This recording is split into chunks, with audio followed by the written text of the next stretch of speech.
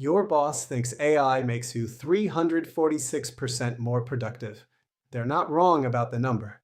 ActivTrak measured 74,000 workers and found exactly that: 346% productivity gain. But here's what they missed. You're not doing 346% of your old job. You're doing your old job plus 246% more work. Same hours, same pay. This is the capacity reuse trap, and it's why AI feels like a curse, not a blessing. Hi, I am the avatar for Dr. Terry Bird. In this video, we are going to show you the data your manager doesn't want to see, why efficiency always becomes more work, and how to break this cycle before it breaks you. Let's start with the study everyone's citing. ActivTrak analyzed 74,000 workers from March 2023 to March 2026.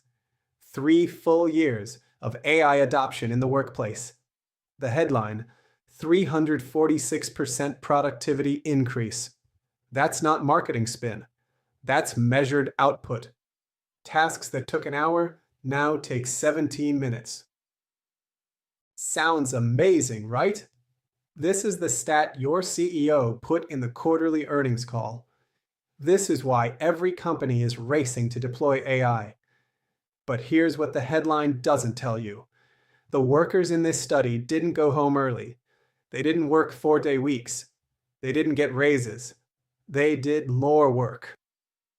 Let me show you the math. If you're 346% more productive, you can do in 1 hour what used to take 3.46 hours.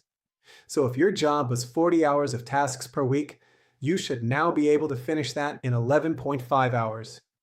You should be working part-time. Instead, management says, "Great, now fill those other 28.5 hours with more work." You're not working less.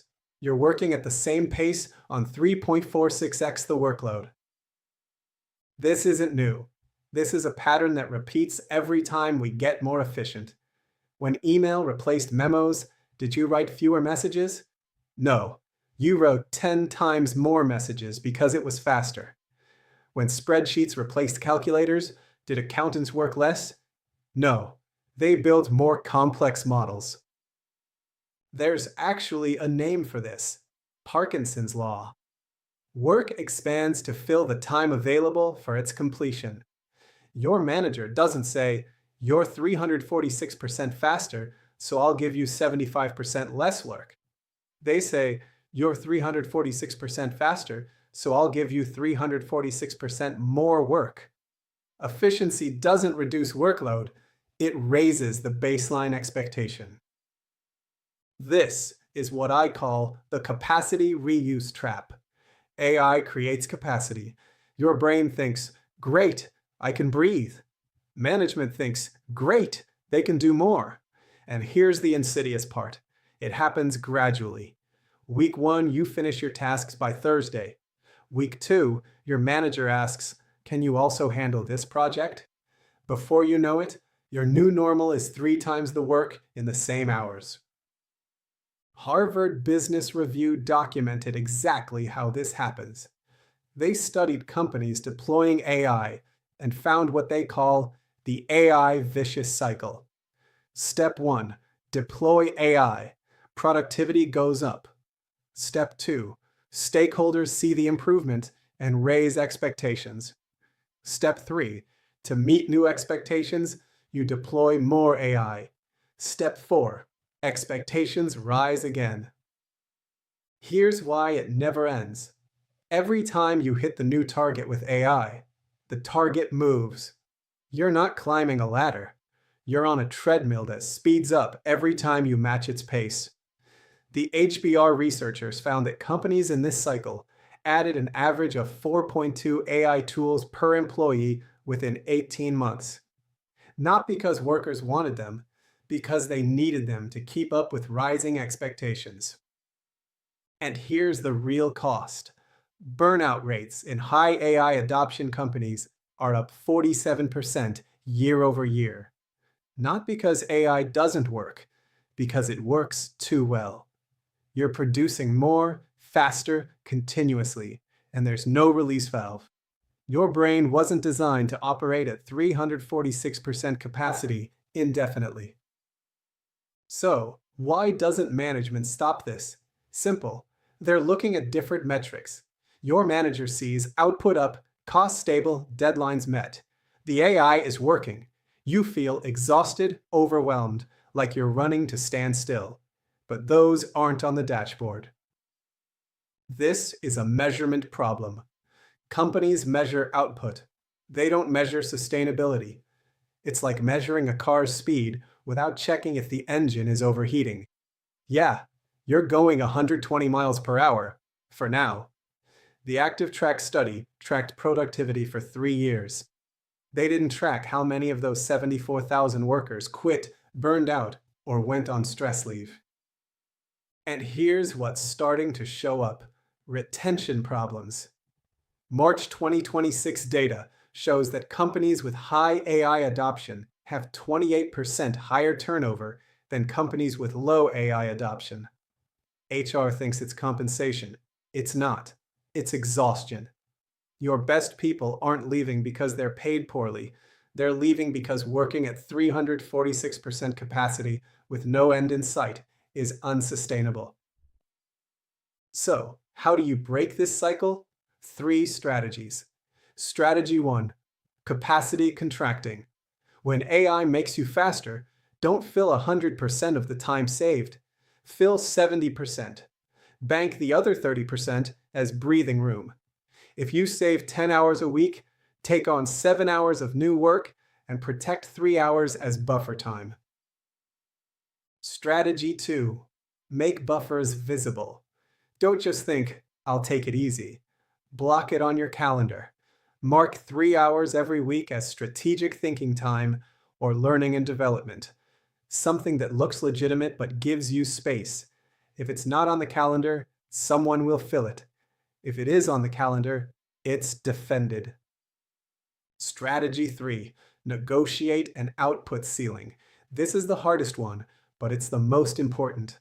When your manager says, "You're 346% more productive now," respond with, "Yes, how should we prioritize?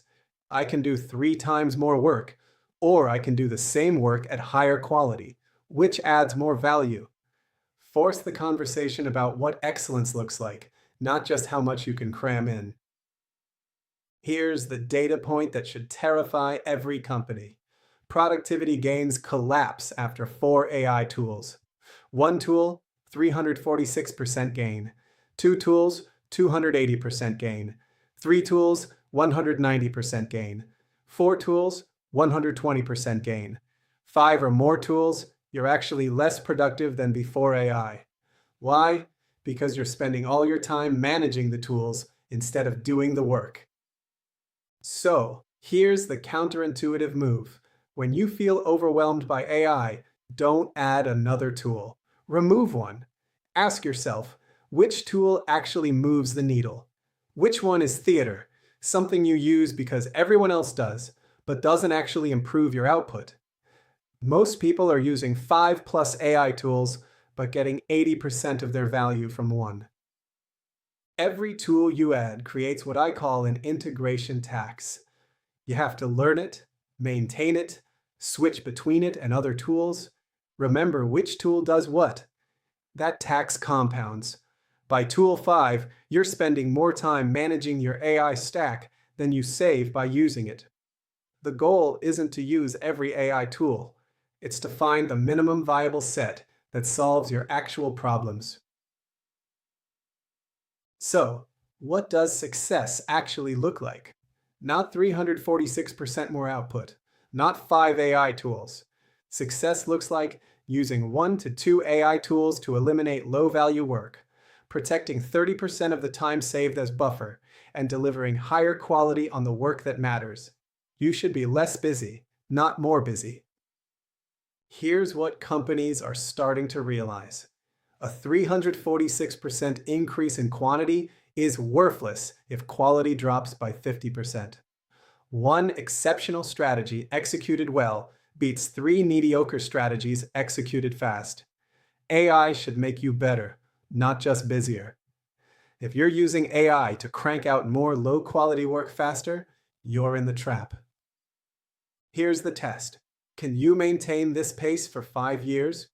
If your answer is God, I hope not, you're in the capacity reuse trap. Sustainable AI adoption should make your job more interesting, not more exhausting. If you're working harder with AI than you were without it, something is broken. If you find this type of context interesting and valuable, hit subscribe and ring the notification bell so you won't miss any of the coming incredible videos examining AI productivity. Also hit that like button so that YouTube will make this video available to more people like you interested in using agentic AI correctly in your work endeavors. The two-tier workforce is already forming, and which tier you end up in depends on what you do in the next 18 months. Catch all the videos on this channel to learn more, and leave a comment below about your own experience in the workplace with AI. So here's the bottom line. AI is not the problem. The capacity reuse trap is the problem. The technology gives you 346% more productivity. Management captures 100% of that gain and turns it into more work. You're left running faster just to stay in place. Breaking this cycle requires 3 things. Capacity contracting. Only fill 70% of the time AI saves. Visible buffers. Block recovery time on your calendar. Output ceiling negotiation. Force a conversation about quality, not just quantity. If you're working harder with AI than without it, you're not using AI wrong. You're in a system designed to extract maximum output, regardless of human sustainability. If this resonated, subscribe. We will see you in the next video.